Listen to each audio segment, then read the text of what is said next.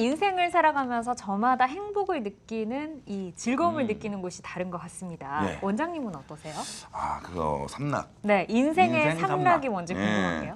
일단 저는 가족들이랑 좀 떨어져 있어요. 그래서 그런지 제일 먼저 생각나는 게 가족들과 함께 있은 그 즐거움. 그 낙이 맞죠. 첫 번째로 생각이 나고요. 네. 두 번째는 사람은 가장 행복한 순간이 바로 지금이다. 와, 지금 이 순간. 철학자세요? 예? 철학자. 제가 철학을 살짝 고등학교 네. 때 공부를 한 적이 있습니다. 그래서 지금 이 순간 이 아예요 시청자분들과 저와 그리고 같이 함께하는 이 순간이 네. 또 즐거운 순간이고요. 좋은 말씀이에요.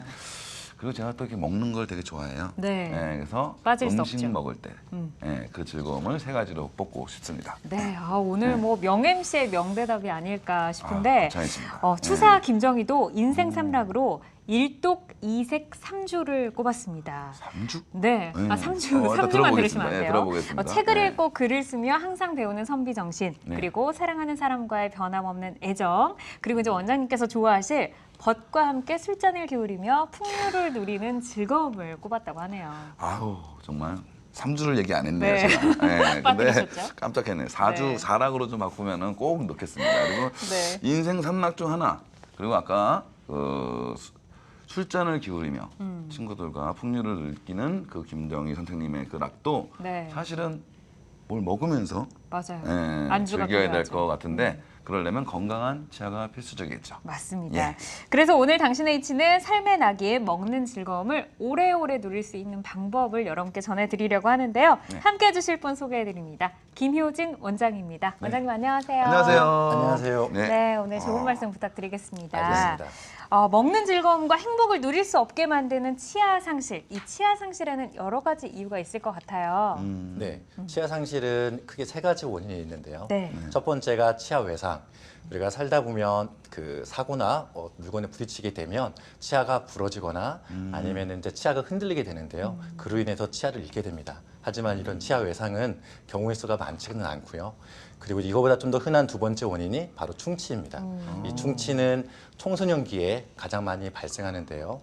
흔히 환자분들이 이제 치아가 썩는다 하고 말씀하시는 것들이 이제 충치인 거고요. 네. 하지만 대부분 충치는 초기에 치료가 되게 되면 치아를 빼는 거 없이 치아를 잘 지킬 수가 있는데 치료 시기를 놓치게 되면 결국에 치아를 잃게 되는 원인 중에 하나가 되고요. 세 번째는 풍치. 좀 더 정확히 표현하면 치주 질환. 치주염, 치은염 이런 모든 것들이 다 잇몸이 약해서 생기는 풍치인데요. 성인이 되게 되면 가장 주요하게 나타나는 이제 치아 상실의 원인이고요. 그래서 대표적인 증상은 좀 치아가 흔들리거나 그리고 이제 씹을 때 좀 아프다든지 좀 냄새가 많이 난다든지 하는 증상이 생기게 되면 이제 풍치가 발생이 된 건데 마찬가지로 풍치도 초기에 치료가 되게 되면 잇몸 치료나 스케일링을 통해서 치아를 살릴 수가 있는데요. 치료 시기를 놓치게 되면 이제 치아를 잃게 되는 일이 좀 발생할 수가 있습니다. 이렇게 여러 가지 세 가지 원인이 있는데 그래도 나이 먹어가면서 가장 많이 발생하는 건 아무래도 치주 질환이 아닐까 싶은데요. 아무래도 맞죠? 네, 맞습니다. 네. 그러니까 성인이 되게 되면 사실은 충치는 거의 생기지 않고요. 그리고 치아 외상도 특별한 일 없으면 흔히 생기는 게 아니기 때문에 네. 대부분의 이제 치아 상실되는 원인은 그 아까 말씀드린 대로 이제 풍치, 치주 질환이라고 하는데요. 이 치주 질환의 진행 과정은 먼저 그 치아와 잇몸 사이에 이렇게 음식물이 쌓이게 되고 쌓인 음식물이 적절하게 이솔질이나 스케일링으로 제거되지 않으면 이제 치석이라고 하는 단단한 물질로 변하게 됩니다. 이 치석이 또 적절하게 제거되지 않으면 치석에 있는 세균으로 인해서 잇몸에 염증이 생기고 그러면 환자분들이 흔히 느끼는 증상들이 이제 잇몸이 붓고 그다음에 냄새가 나고 또 시리고 가장 결정적인 거는 이제 치아가 흔들리면서 씹을 때 아픈 증상이 생기게 되면 결국에 이제 치료 시기를 놓치게 돼서 이제 치아를 빼게 되는 이런 일들이 많이 발생하게 됩니다. 보기만 해도 아파 보여요. 그래요. 네, 점점 맞습니다. 아파지네요. 네. 이쪽으로 갈수록. 그러면은 뭐 이런 이유들로 치아를 상실했다. 그러면 어떤 방법으로 치아의 기능을 회복시킬 수가 있을까요? 네, 치아가 상실된 경우에 치료하는 방법은 크게 세 가지가 있는데요. 첫 번째는 한두 개의 치아, 적은 개수의 치아를 잃게 되는 경우에는 네. 그 브릿지라는 치료 방법이 있습니다. 브릿지. 라는 치료 방법은 말 그대로 다리라는 뜻인데요. 치아가 한두 개 상실된 경우에 인접해 있는 치아들을 모양을 좀 다듬습니다. 그리고 이 브릿지라는 보철물이 들어갈 수 있는 형태를 잡은 다음에 양쪽 끝에 있는 치아에 연결해서 마치 다리를 놓은 것처럼 치료하는 방법이 브릿지라는 치료 방법이고요. 비교적 치료가 쉽고 간단하고 좋은 방법인데 가장 큰 단점은 옆에 있는 치아를 깎아야 되기 때문에 옆에 있는 치아가 손상되는 단점이 있습니다. 네. 두 번째는 어르신들이 많이 하는 치료인 틀니라는 방법이 있는데요.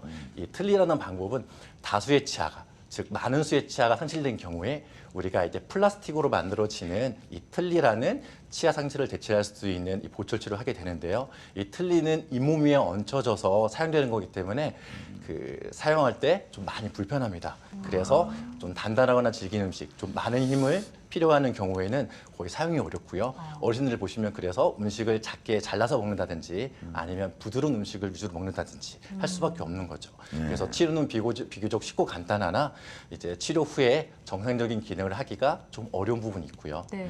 세 번째 부분이 임플란트 치료 방법인데요. 요즘에는 임플란트가 가장 보편화되고 있고 그다음에 세 가지 치료 방법 중에 가장 자연 치아를 잘 재현할 수 있는 가장 많이 이렇게 시술되고 있고 가장 환자분들한테 권하는 방법인데요. 임플란트 같은 경우는 이제 치아가 빠진 자리에 임플란트라는 치아 대체를 할 수 있는 임플란트 치료를 하게 되고 그 위에 치아를 만들어서 거의 자연 치아의 한 70에서 80%를 재현할 수 있는 지금 치아 상실을 치료하는 방법 중에 가장 좋은 방법이라고 말씀드릴 수 있습니다. 네. 아무래도 저 브릿지라는 치료는 옆에 사람을 좀 희생시키면서 자기가 이제 가는 거잖아요. 네. 그리고 또 틀니 자체도 약간은 이제 불편할 것 같고 잇몸으로 받치고 있으니까 아무래도 최근에 가장 환자분들이 좋아할 게 이제 임플란트일 것 같은데 거기에 대해서 궁금하시는 분들이 되게 많을 것 같아요. 거기에 대해서 좀 구조를 좀 설명해 주시면 좋을 것 같습니다. 네. 예. 임플란트를 좀 정확히 이해하기 위해서는 자연 치아하고 비교해서 설명하는 게 좀 좋은데요. 네. 자연 치아는 치아의 뿌리 부분 그리고 머리 부분 그리고 치아의 뿌리와 머리를 연결해주는 치아 목 부분 이 세 부위로 구성되어 있고요. 이거하고 비교해서 우리가 임플란트를 보게 되면 그 치아의 뿌리 역할을 해주는 게 우리가 흔히 말하는 임플란트, 인공 치아 뿌리 또는 인공 치근이라고 하고요. 두 번째 이제 머리에 해당되는 부분이 흔히 말하는 이제 보철 치료 방법이 이제 크라운이라고 하고요. 이 머리 부분인 크라운과 뿌리 부분이 임플란트를 연결하는 중간 기둥 부분이 좀 어렵긴 하지만 어부트먼트라는 이게 우리말로 좀 풀이하면 이제 연결 기둥이라는 뜻입니다.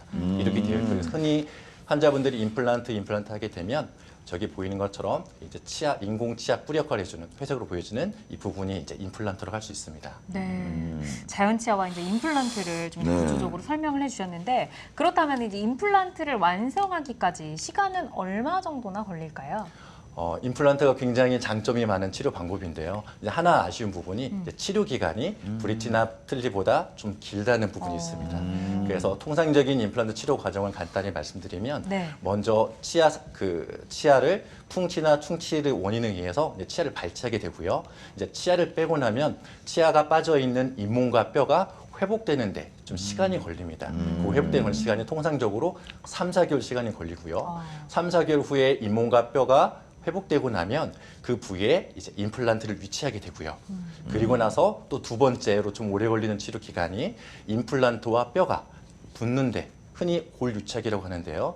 그렇게 골유착이 되는데 시간이 뼈가 좋으면 짧게는 2, 3개월, 뼈가 많이 약해서 뼈 이식을 많이 하는 경우에는 길게는 6개에서 9개월까지 걸리기 때문에 전체적인 치료 과정이 이제 짧게는 6개월에서 길게는 1년까지 이렇게 걸리는 치료 방법입니다. 짧게는 6개월에서 길게는 1년. 네, 그 이상 걸리는 경우도 가끔 있습니다. 정말 그러면은 환자분들이 저 기다리신 동안 되게 힘드실 것 같아요. 네. 그래서 많은 분들이 또 그 치료 기간을 단축하기 위해서 많이 노력하고 계신 걸로 아는데 요즘 다양한 방법들이 나왔죠, 그래도. 예. 네, 맞습니다. 그래서 예. 이러한 임플란트가 굉장히 좋은 치료 방법인데 치료 기간이 길다 보니까 환자분들이 많이 불편해해서 지금 치료 기간 줄이기 위한 많은 노력들이 있는데요. 첫 번째가 아까 말씀드린 치아를 빼고 나서 3, 4개월의 기다리는 시간이 있습니다. 네. 그래서 그 기다리는 시간을 줄이기 위해서 요즘에는 발치 당일 임플란트라고 하는 치료 방법을 하고 있는데요. 말 그대로 발치 당일 임플란트는 발치한 날, 즉 치아를 뺀 그 당일에 임플란트를 바로 유치하는 네. 그 치료 방법입니다.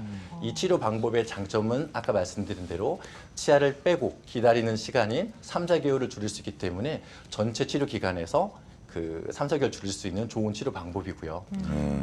다만 이제 발치당의 임플란트는 치아가 빠진 상태에서 임플란트를 바로 유치하기 때문에 뼈가 충분히 회복되지 않은 상태에서 이제 치료를 하게 됩니다. 그래서 치아 뿌리가 있었던 공간만큼 뼈가 비어 있게 되는데 그 뼈가 비어 있는 공간에 의해서 임플란트를 잡아줄 수 있는 뼈의 양이 조금 적게 됩니다. 그래서 이 발치당의 임플란트가 가능하기 위해서는 네. 이 임플란트를 잡아줄 수 있는 남아있는 뼈의 양이 어느 정도 존재해야 되고요. 두 번째는 염증이 굉장히 활성화되어 있는 경우에는 이 발치당의 임플란트를 할 수가 없습니다. 그래서 염증이 아주 심한 상태에서 치아를 빼게 되는 경우에는 이제 그 발치당의 임플란트가 어렵고 아까 말씀대로 통상적인 치료 방법인 치아를 발치하고 나서 3, 4개월 기다린 후에 임플란트를 치료하는 일반적인 치료가 필요합니다. 네. 자, 발치 후에 즉시 식립을 하기 위해서는 뼈의 양과 이제 염증의 상태를 말씀을 해주셨듯이 네. 건강한 잇몸뼈를 가지고 있어야 무리 없는 시술이 가능하다는 점 꼭 명심을 하시기를 바라겠습니다. 네. 어떻게 이제 발치 당일에 임플란트 식립이 이루어지는지 좀 더 들어볼까요? 네, 발치당인 임플란트는 많은 장점들이 있는데요. 그 발치당인 임플란트는 남아있는 뼈양이 적기 때문에 임플란트 성공률이 조금 낮아질 수가 있습니다. 네. 그래서 발치당인 임플란트를 하기 위해서는 조금 더 뼈와 빠르고 강하게 붙을 수 있는 좀 특별한 처치가 되어 있는 임플란트를 사용하게 되면 성공률이 낮아지지 않고 높은 성공률을 유지할 수가 있는데요. 그 여러 가지 방법 중에 이제 자외선 임플란트라는 그 치료 방법이 있는데요. 임플란트 표면을 자외선을 쪼여들게 되면 임플란트 표면이 굉장히 깨끗해지면서 그 뼈와 그리고 그 혈액과 굉장히 친해지는 표면을 갖게 됨으로써 그 일반적인 임플란트보다 뼈와 더 강하고 좀 더 빠르게 붙을 수 있는 좋은 조건을 만들 수가 있습니다. 이로 인해서 발치당의 임플란트처럼 성공률이 좀 낮아질 수 있는 치료 방법에서 훨씬 더 환자분께 유리하게 치료가 가능합니다. 사실 고류착이라고 말씀하신 김효진 원장님 말씀하신 고류착이라는 게 사실 임플란트 성공에 되게 중요한 요소잖아요. 지금 보시면 어쨌든 한쪽은 좀 이렇게 말라 있고 한쪽은 네. 이렇게 젖어 있는 느낌이 좀 나는데 아무래도 피 자체가 물 친수성이 있다 보니까 네. 아무래도 조금 더 고루착이 좋을 것 같다는 느낌이 확실히 듭니다. 네. 그래서 특히나 조금 어려운 수술이나 아까 말씀하셨듯이 좀 어려운 고려 대상이 분명히 있을 것 같은데 환자분들한테 좀 더 좋은 선택지가 될 그 대상분들이 누가 될까요? 여기서는. 네, 맞습니다. 그래서 일반적인 임플란트보다 자외선 임플란트가 가지고 있는 장점은 말씀드린 대로 좀 더 뼈와 빠르게 붙고 좀 더 초기에 뼈하고 강하게 붙기 때문에 다음과 같은 경우에 환자분께 훨씬 더 성공률 높을 수 있는 유리한 상황이라고 볼 수가 있는데요. 첫 번째가 짧은 치료간이 필요한 경우고요. 이런 경우에는 아무래도 자외선 임플란트가 뼈하고 빠르게 붙기 때문에 일반적인 임플란트 치료 방법보다 이제 치료 기간이 좀 짧습니다. 그래서 좀 빨리 치료를 끝내야 되는 그런 상황에 좀 더 적절하게 사용할 수가 있고요. 두 번째는 조금 전에 말씀드린 대로 발치하면서 동시에 임플란트 하게 되는 경우에는 임플란트를 잡아줄 수 있는 뼈양이 적기 때문에 그 자외선 임플란트를 사용하게 되면 높은 성공률을 유지할 수가 있고요. 세 번째는 이제 그 뼈양이 적어서 뼈 이식을 해야 되는 경우, 고리식이 동시에 필요해서 임플란트 하는 경우에도 자외선 임플란트가 유리하다고 할 수 있겠고요. 네 번째로 그 골질이 약한, 즉 뼈는 그 환자분에 따라서 이제 그 즉 단단한 정도가 좀 다릅니다. 그래서 네. 뼈가 좀 어느 정도 단단한 정도를 가지고 있어야지 임플란트를 꽉 잡을 수가 있는데요. 어떤 환자분들은 이제 뼈의 질이 약해서 굉장히 좀 푸석푸석하고 좀 연약한 뼈를 가지고 있습니다. 이런 경우에 자외선 임플란트를 사용하게 되면 뼈가 좀 더 강하게 붙기 때문에 그 좀 더 효과적으로 치료가 가능하고요. 그리고 노약자 골다공증처럼 좀 그 환자분의 전 상태가 좀 약한 분들도 자외선 임플란트 사용하게 되면 치료 결과가 좀 좋게 유지가 될 수 있고요. 마지막으로 이제 원데이 임플란트라는 거는 그 임플란트를 수술한 당일에 치아까지 최종 보철인 치아까지 연결하는 그런 치료 방법인데요. 이런 경우도 그 좀 더 강하게 붙는 자외선 임플란트가 좀 더 효과적이라고 말씀드릴 수 있겠습니다. 이제 임플란트를 하게 될 때 절개를 하느냐 하지 않느냐에 따라서 치료 기간이 좀 달라질 것 같은 생각이 드는데 비절개로도 가능할까요? 네, 맞습니다. 그래서 흔한 임플란트 치료 방법을 설명드리면 네. 일반적인 임플란트는 뼈에 임플란트가 위치하기 때문에 잇몸을 절개를 해서 잇몸을 열고 임플란트를 유치하고 다시 잇몸을 덮는 이런 간단한 수술 방법을 통해서 치료가 되는데요. 네. 아무래도 잇몸을 열고 닫는 수술을 하게 되면 그 좀 많이 붓거나 또 환자분이 통증을 느끼거나 그리고 회복하는 데도 시간이 좀 필요하게 되는데요. 그렇죠. 그래서 이제 환자분의 이런 불편감을 줄여드리기 위해서 요즘에 이제 비절개 임플란트를 하게 됩니다. 비절개 임플란트는 말에서 그 단어에서 있는 것처럼 절개하지 않고 임플란트를 바로 위치하기 때문에 아까 설명드린 부종과 통증이 적고 잇몸을 절개하지 않기 때문에 회복이 아주 빠르다고 볼 수가 있습니다. 네. 딱 봐도 안 아플 것 같지 않아요? 그렇죠? 사진만 딱 봐도 봐도, 네. 안 아플 것 같네요. 덜 자, 아플 것 같네요. 예. 네. 그래서 어쨌든 근데 사실 안 보고 이렇게 심을 수 있다는 거는 사실 잇몸의 두께도 다르고 네. 뼈를 보지 않고 심기 때문에 분명히 그걸 할 수 있는 어떤 근거가 있어야 될 것 같은데 비절개로 가능해진 거는 아무래도 디지털 기술, 3차원적 기술이 들어가니까 아마 가능한 게 아닐까 생각이 드는데요. 네, 맞습니다. 이 비절개 임플란트가 환자분께 많은 장점, 아까 말씀드린 부종이 적고 통증이 적어서 회복이 빠른 장점이 있는데 이 비절개 임플란트는 잇몸만 보고 안에 있는 뼈의 상황을 보지 못하기 때문에 안에 있는 뼈의 정확한 위치에 임플란트를 하기 어려운 부분이 있습니다. 네. 그래서 이 비절개 임플란트를 정확하게 하기 위해서는 여러 가지 방법이 필요한데요. 그 첫 번째 방법 중에 하나가 이제 내비게이션 임플란트입니다. 이 내비게이션 임플란트는 임플란트 수술하기 전에 3차원적으로 그 영상을 분석하는 이 CT 분석을 통해서 미리 임플란트의 위치를 정하고 그리고 이 정한 임플란트 위치를 똑같이 재현할 수 있는 장치를 만들어서 수술하기 때문에 좀 위험하지 않고 안전하게 정확한 위치에 임플란트를 할 수 있는 방법이라고 말씀드릴 수 있습니다. 네. 네. 이제 각 과정마다 이 디지털 기술이 어떻게 좀 들어가는지 그러니까요. 궁금한데 먼저 첫 단계에서는 어떤 작업을 하게 되나요? 네, 그래서 이런 내비게이션 임플란트의 전반적인 과정에 대해서 좀 설명해 드리면 첫 번째 과정은 이제 우리가 흔히 본뜬다고 하는데 이 본뜨는 과정을 통해서 환자분의 구강 상태를 이 모형으로 정확하게 재현하게 됩니다. 이 정확한 그 재현한 모형을 가지고 이제 기본적으로 구성하게 되고 두 번째는 술전에 CT라는 삼천적인 방사선 촬영을 통해서 이제 잇몸 안에 있는 뼈의 모양과 형태를 이제 분석하게 됩니다. 네. 그래서 이 구강 모형과 이 CT를 이용한 뼈의 형태를 파악한 자료를 통해서 모의 수술을 해봅니다. 그래서 이 모의 수술을 통해서 이제 그 정해진 이 최종 위치에 임플란트를 그대로 재현할 수 있는 이제 구강 내에 장착할 수 있는 내비게이션 임플란트 장치를 만들고요. 실제로 임플란트 수술할 때 이 장치를 그대로 위치하고 이 장치가 가이드한 방향대로 임플란트를 위치하기 때문에 저희가 모의 수술한 방향대로 아주 정확하게 임플란트를 할 수가 있고요. 이렇게 정확하게 뼈의 상태를 보지 않고도 미리 그 CT를 통해서 뼈의 위치를 정확하게 보고 만든 장치이기 때문에 정확한 위치에 안전하게 수술할 수 있는 좋은 방법이라고 할 수 있습니다. 네. 사실 이 디지털 기술로 환자분들도 이제 잇몸을 안 째고 할 수 있어서 너무 좋겠지만 네. 사실 김현진 원장님은 저 같은 치과 의사가 더 좋을 것 같다는 생각이 드네요. 편하게 가이드된 대로 그냥 하기만 하면 되니까 또 의사도 인간이잖아요. 그쵸. 그 오차를 최대한 줄일 수 있어서 상당히 환자분들한테 좋지 않을까. 네. 또 치과 의사분들한테도 도움이 되지 매력적인 않을까. 시술이 아닌가 생각이 듭니다. 예, 거기에 대해서 좀 과정 좀 설명해 주시겠어요? 네, 예. 말씀하신 대로 이 내비게이션 임플란트는 환자분께도 굉장히 좋은 치료 방법이고요. 그리고 이제 치과 의사 임플란트 치료하는 치과 의사 원장님들한테도 굉장히 좋은 치료 방법이라 할 수가 있고요. 이 과정에 대해서 조금 더 사례를 가지고 좀 설명을 드리면 모의술을 통해서 이제 환자분 수술할 때 사용할 수 있는 이 내비게이션 장치를 만들게 됩니다. 그리고 실제로 수술할 때는 이 내비게이션 장치를 화면에서 보이는 것처럼 치아에 위치하고 나서 이 장치가 가이드는 방향대로 임플란트를 위치하게 됩니다. 그렇기 때문에 우리가 일반적인 임플란트는 원장님이 직접 수술하면서 주관적으로 판단하기 때문에 위치가 수술할 때마다 계속 바뀌고 변합니다. 그렇기 때문에 항상 정확한 위치에 임플란트를 위치하는 게 좀 쉽지 않은데요. 네. 이런 내비게이션 임플란트를 통해서 정확한 위치를 먼저 정해놓고 수술하기 때문에 이 내비게이션 임플란트 치료를 하게 되면 아주 정확한 위치에 수술이 가능하고요. 그리고 안전하게 또 수술이 가능하다고 볼 수 있습니다. 네. 김효증 원장과 함께 다양한 임플란트 시술법에 대해서 살펴보고 있습니다. 네. 이제 조금 전에 이제 내비게이션 임플란트에 대해서 설명을 해주셨는데 다음으로 살펴볼 시술 방법은 어떤 게 있을까요?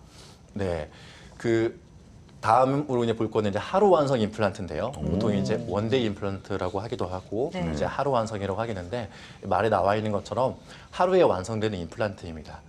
근데 환자분들이 임플란트를 치료하면서 가장 많이 불편해하는 게 치료 기간이 길고 그쵸. 긴 치료 기간 동안 치아가 비어 있는 부분에 치아가 들어가지 않기 때문에 그 기간 동안에 우리가 임시 틀니를 사용하게 됩니다. 이 임시 틀니는 아무래도 그 틀니이기 때문에 환자분들이 생활할 때 많이 불편하십니다. 그쵸. 그래서 이런 불편감을 덜어드리기 위해서 저희가 임플란트한 수술 당일에 임시치아를 만들어서 바로 연결해 드립니다. 그러면 임시트리를 사용하면서 생기는 많은 불편감들이 없어지기 때문에 환자분들이 많이 편해하시는데요. 이 화면에서 보이는 것처럼 임플란트를 위치하게 되고 그리고 당일에 임시치아를 만듭니다. 그리고 임치아를 당일에 임플란트한 위치에 연결하게 되면 화면에 보이는 것처럼 틀니 없이 마치 치아가 바로 재현이 될 수 있는 이런 아주 환자분께 좋은 치료 방법입니다. 네. 예, 사실 보니까 저 사진을 보니까요. 아까 말씀드린 디지털 방법과 이 원데이 걸 같이 하신다면 좀 더 정확한 최종 그 임시차까지 나올 것 같은데 보통 같이 이용하는 경우도 있죠. 네, 맞습니다. 네. 그래서 하루 완성되는 임플란트는 네. 그 전제 조건이 당일에 임시치아가 들어가야 되기 때문에 정확한 위치에 임플란트를 위치해야지 임치아가 적절하게 들어갈 수 있습니다. 그래서 하루 완성 임플란트를 할 때는 내비게이션 임플란트를 같이 병행해서 해주면 훨씬 더 좋은 치료 결과를 제가 얻을 수가 있는데요. 그래서 이 그 사례를 통해서 좀 말씀드리면은 임플란트 수술하기 위해서 먼저 치아를 발치합니다. 그리고 치아를 발치한 그 당일에 그 임플란트 수술하게 되고요. 그리고 내비게이션 임플란트 치료 과정을 통해서 저희가 그 내비게이션 장치를 미리 사전에 제작합니다. 아까 말씀드린 대로 CT, 그다음에 구강 내 모형을 통해서 정확한 위치에 임플란트를 할 수 있는 장치를 만들게 되고요. 이 장치를 수술하는 당일날 이제 장치를 입안에 위치하고 나서 정확한 위치에 임플란트를 하게 되고요. 또 그 위치에 맞는 임치아를 사전에 제작해 놓고 환자분이 수술이 끝나고 나면 이 임치아를 그대로 바로 위치하게 됩니다. 그러면 환자분은 여러 번의 치료되는 과정을 한 번에 이렇게 치료가 될 수가 있고요. 임시트리를 사용하는 불편감을 덜고 임치아를 사용하면서 훨씬 더 편하게 치료 기간을 보낼 수가 있습니다. 이제 비교적 예후가 좋았던 사례를 또 원장님께서 준비를 해오셨는데 첫 번째 사례자부터 살펴보도록 하겠습니다. 이분은 고혈압과 고지혈증을 앓고 계셨던 분이네요. 네, 맞습니다. 이 환자분은 왼쪽에 보이는 수술 전 사진을 보게 되면 이제 양쪽에 어금니가 없음으로 인해서 앞니만 가지고 식사를 하시다 보니까 굉장히 식사에 어려움이 있었습니다. 그래서 밥을 좀 맛있게 먹고 싶다고 저희 병원에 내원하신 68세 여자 환자분이신데요. 네. 고혈압과 고지혈증이 좀 있는 상태이셨는데 내과에서 잘 조절되고 있기 때문에 임플란트에는 큰 어려움은 없었고요. 이렇게 나이가 좀 많으신 여자분이고 전신 질환이 있는 경우에는 아무래도 뼈의 질이 좀 약합니다. 그래서 이런 분들에는 자외선 임플란트 사용하게 되면 훨씬 더 높은 성공률을 가질 수가 있고요. 그리고 아까 말씀드린 대로 내비게이션 임플란트 치료를 통해서 사전에 준비한 내비게이션 장치를 통해서 임플란트를 아주 정확한 위치에 화면에 보이는 것처럼 아주 나란히 임플란트를 위치할 수 있었고요. 그리고 수술한 당일날 임시차까지 연결해서 틀니를 쓰는 번거로움 없이 치료가 되었습니다. 그래서 전체적인 치료 기간은 통상적으로는 6개월에서 9개월 정도 걸린다 볼 수 있는데 이 환자분 같은 경우는 발치당 임플란트, 내비게이션 임플란트, 그리고 하루 완성 임플란트를 했기 때문에 전체적인 치료 기간이 3개월에서 4개월로 굉장히 빠르고 정확하게 치료가 완성되어서 지금 아주 잘 지내고 계십니다. 예, 어우 그냥 짱짱해 보이네요. 지금 봐도요. 예. 근데 보통 이제 예전에는 틀니를 많이 썼잖아요. 임플란트 나오기 전에는. 네. 그 틀니를 쓰던 특히 치아가 하나도 없으신 분들이 이 전체 임플란트를 해서 이제 다시 많은 음식을 드실 수 있게 되는 경우가 되게 많은데 네. 아마 그것도 사례를 준비해 오신 걸로 알고 있습니다. 네, 맞습니다. 예, 예. 과거에는 임플란트 치료 방법이 보편화되지 않았기 때문에 어쩔 수 없이 어르신들이 틀니를 많이 이렇게 치료를 받고 지내셨는데요. 아무래도 아까 설명드린 대로 틀니는 사용할 때 굉장히 불편합니다. 마치 이 플라스틱이 예민한 구강에 들어가게 되면 환자분들은 쉽게 생각하게 되면 구두, 잘 맞지 않는 구두를 이렇게 맨발로 신게 되면 발이 굉장히 많이 아픕니다. 사실은 틀니는 그거보다 훨씬 더 큰 고통이 있기 때문에 사용할 때도 많이 불편한데요. 과거에는 어쩔 수 없이 틀릴 수밖에 없었지만 요즘에는 임플란트라는 좋은 치료법이 있기 때문에 지금 실제로 임상에서 저희 병원에서 진료하다 보면은 틀니티스 환자분들이 굉장히 많이 오셔서 이제 밥을 좀 맛있게 먹고 싶다고 임플란트 치료를 원하는 경우가 굉장히 많습니다. 그래서 지금 이 보여드리는 사례도 76세 남자 환자분인데요. 굉장히 나이가 많으신 우리 할아버님인데도 불구하고 지금이라도 좀 밥을 맛있게 먹고 싶다고 오셨고요. 마찬가지로 이 환자분도 고혈압과 당뇨가 있었지만 내과에서 안정적으로 관리가 잘 되고 있고 유지가 되고 있기 때문에 임플란트 치료하는 데는 큰 어려움은 없었고요. 다만 뼈의 질이 약하기 때문에 골질이 약하기 때문에 자외선 임플란트를 통해서 성공률을 높게 임플란트 치료를 진행할 수가 있었습니다.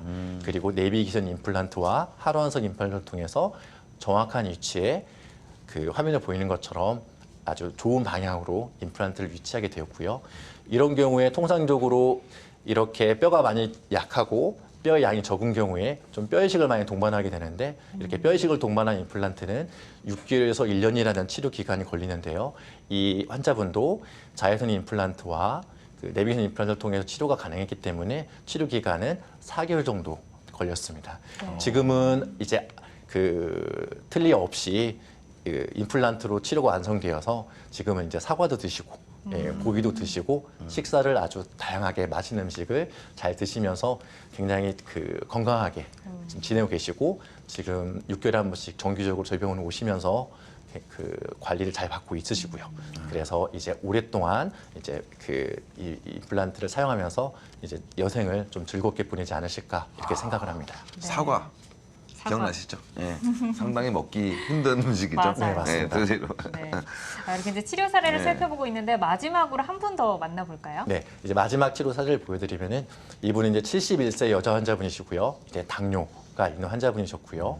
화면에서 보이는 것처럼 양쪽 아래 어금니에 그 이전에 한 임플란트가 있었고 지금 위에 굉장히 많은 치아와 아래턱에 마찬가지로 많은 치아가 있었는데 이 잇몸 질환으로 인해서 치아가 전체적으로 다 흔들리셨습니다.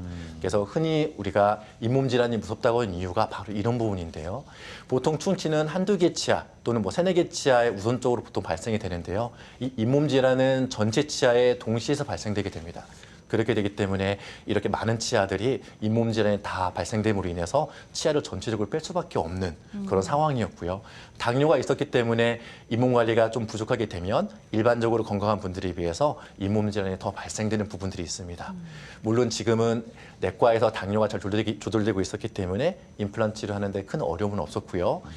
그 안타깝게도 이 많은 수의 치아를 그 바로 다 발치할 수밖에 없었고 발치당 임플란트를 통해서 치아를 발치한 당일에 임플란트를 다 위치하였고요. 임플란트 수술할 때 내비게이션 임플란트 치료를 통해서 임플란트 치료를 하셨고 이 환자분 또한 나이가 있고 당뇨가 있기 때문에 골질이 좀 많이 약합니다. 그래서 자외선 임플란트를 통해서 그 임플란트하고 뼈가 잘 붙을 수 있도록 유도할 수 있었고요. 그래서 이런 경우에도 통상적인 치료 기간은 치아를 발치하고 3, 4개월 기다리고 임플란트와 뼈이식을 하고 6개월 기다린 후에 치료가 들어가게 되면 9개월이라는 치료 시간이 걸리는데요. 이 환자분도 발치당 임플란트 했기 때문에 3개월을 적게 자외선 임플란트를 통해서 2개월 적게 했기 때문에 4개월 만에 이제 치료가 완성되어서 이제 환자분은 아주 만족해 하시면서 지금 이제 생활하고 계십니다. 네. 그 이제 세 분의 치료 사례를 만나봤는데 네. 환자들마다 치료 효과에 다를 수 있는 점 유의를 해주시기를 바라겠습니다. 네. 다양한 임플란트 치료법에 대해서 살펴봤습니다. 그렇다면 이제 환자분들이 시술 전과 후 어떤 점들을 좀 알아야 할지 주의사항 들려주시죠. 네, 맞습니다. 임플란트 치료를 많이 하다 보면 환자분들이 여러 가지 좀 불편하시는데요. 첫 번째로 가장 많이 불편하신 분들이 이제 음식물이 끼는 부분입니다. 그래서 음식물이 끼는 부분은 내 치아와 다르게 임플란트는 옆에 있는 치아와 공간이 그 치아와 치아 사이에 공간이 생길 수밖에 없는데요. 이제 그런 부분들은 치간 칫솔이나 적절한 잇몸 관리를 통해서 이렇게 음식물 기능을 해결하는 게 좀 필요하고요. 간혹 앞에 있는 치아와 임플란트 치아가 벌어지는 현상 때문에 음식물이 끼는 경우가 있습니다. 그런 경우에는 치료받으신 치과에서 바로 치료를 받게 되면 음식물 끼는 불편감을 많이 해소할 수 있고요. 두 번째는 식사가 좀 잘 안 된다든지 식사할 때 좀 불편한다든지 하는 그런 그 불편감을 갖는 경우가 있는데요. 이런 경우에는 높이가 좀 안 맞아서 그렇습니다. 그래서 치과에 가셔서 높이가 좀 낮거나 높은 경우에 적절하게 치료를 하게 되면 또한 또 편하게 지낼 수가 있고요. 그리고 이 임플란트 수명에 대해서 굉장히 많은 분들이 물어보시는데요. 네. 임플란트 수명을 좌우하는 거는 잇몸의 건강한 정도입니다.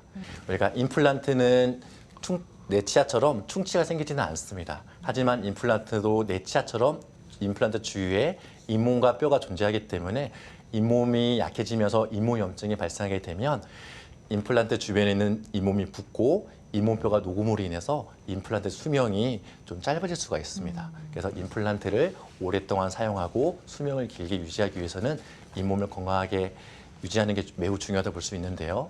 가장 중요한 부분이 환자분께서 매일 하는 이솔질, 그리고 이솔질이 부족하게 된 경우에 이 부분을 도와줄 수 있는 치과에 내원해서 받는 스케일링과 적절한 잇몸 치료를 통해서 잇몸을 건강하게 유지하게 된다면 임플란트를 오랫동안 사용할 수가 있고요. 두 번째는 임플란트를 사용할 때 너무 과도한 힘이 생기게 되면 임플란트가 약해질 수 있습니다. 예를 들면 단단하거나 질기는 음식을 자주 드시게 되면 임플란트에 무리한 힘이 가해지면서 임플란트가 약해질 수 있기 때문에 적절한 식습관을 가지게 되고 부드러운 음식부터 시작해서 질기고 단단한 음식을 드시는 그 정도를 좀 줄이게 된다면 임플란트를 오래 쓰시는데 아주 큰 도움이 될 수 있을 거라고 생각이 됩니다. 네. 사실 요즘은 임플란트가 많이 하셨잖아요. 네. 또 특히 나이 드신 분들은 특히나 임플란트 안 하신 분들이 거의 없을 정도로 대중화되었는데 김혜주 원장님께서 아주 관리법 또 오래 쓸 수 있는 임플란트라고 또 평생 쓸 수 있는 거 아니잖아요. 그쵸. 자기가 어느 정도 관리하느냐에 따라 그 수명이 결정된다고는 좋은 얘기를 또 해주셨습니다. 네, 오늘 예. 해주신 말씀들을 잘 이제 평소에 생활 습관 잘 지키시면 좋을 것 같습니다. 네. 지금까지 여러분의 치아를 이롭게 하는 전문 상식 당신의 이치 김효진 원장과 함께했습니다. 원장님 감사합니다. 감사합니다.